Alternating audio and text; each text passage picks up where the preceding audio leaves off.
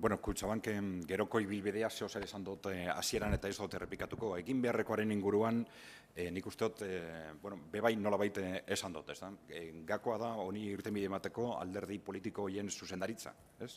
Eta nik uste dut horrekin lotuta, nik ez nuke esango, Iñakik esan duen moduna, ez dala harritzekoa. Nik uste dut gai honekin muga guztiak gainditzen direla, ez?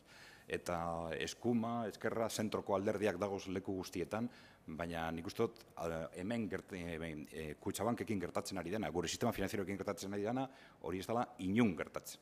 Europa osoan ez dut uste inun gertatu denik horrelako gauza bat. Hau da, sistema finanziero, arazoak ditu eta privatizatuko dugu, ez dakit noren eskuetan utzi, ez, osasuntzua den sistema finanziero bat, alderdi politikoak eurek jabetu.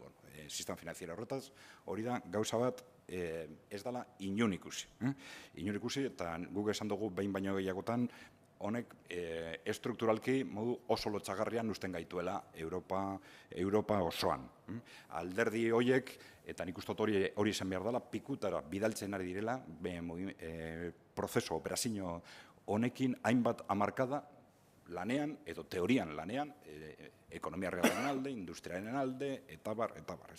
Eta eurek aztertu beharko luke oso modu serioan, aber nola lotzen dan, euren izenean erabiltzen dituzten adjetiboak, adibidez, ez dakit, nazionalista, sozialista edo popular, orain egiten ari den honekin. Eta ez dago ideologiarik gaidenik hau justifikatzeko.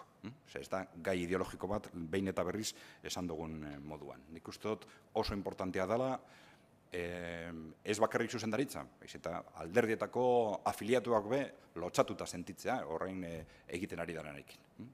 Azkenian herri honen etorkizuna dako jokoan.